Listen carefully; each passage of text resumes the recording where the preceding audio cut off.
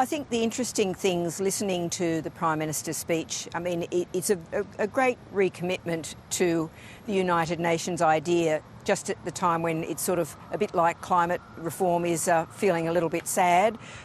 He's saying we can't just talk about words. If we really want to live the words in the United Nations Charter, we really have to sort of start doing something about the Middle East. Of course, he's talking also about being ready to join the coalition of the willing in Ukraine. And I think there are a couple of pointed messages in that speech for a couple of people or a couple of nations. A lot of that talk about the things that the United Nations needs to do are things that Donald Trump's administration has cut back on, funding for things like peacekeepers, like refugee assistance. And there was also that reference to no country should be outside the boundaries of the international system. And I think that's a bit of a pointed message, not just to Russia, but I think also to Israel at the moment. Yeah, and he used the opportunity there to lobby for a non-permanent seat on the UN Security Council. He was speaking there about, Australia's role in the history of the United Nations and also, as you spoke to there, the role of smaller and also middle powers.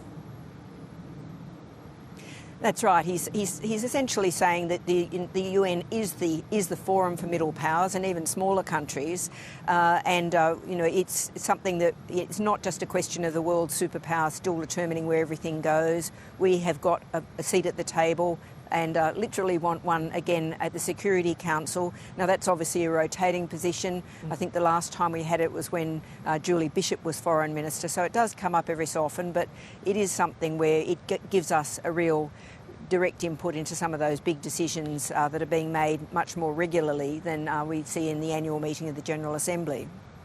And we knew that he was going to be spruiking Australia's renewed emissions targets there. He spoke about them being ambitious but achievable. We have, of course, heard those lines.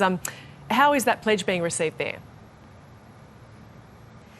Well, I think we're at this position now, Gemma, where we've got the United States on one side, basically walking away from any ambitions. China has set new ambitions of cutting emissions by 7 to 10%, which is not a huge amount, for people who, and a lot of people would say it's not enough. But the fact that the world's other superpower is out there saying, yes, we've got to cut emissions still, whereas previously it was just saying it wasn't going to let them rise, means that Australia is now strangely in the middle of the field on climate reductions. I mean, if you think about it, a few years ago we were one of the laggards who was always being criticised for being unambitious. So I think, in that changing world, it'll be an interesting change of position for Australia. The Prime Minister spoke of our bid to co-host COP31, the climate summit. Where is that at? I think it's still in the back rooms of the UN as we speak. Everybody keeps saying if we don't get an agreement with Turkey, it'll end up in Bonn, which apparently is an idea that everybody thinks is a really terrible one.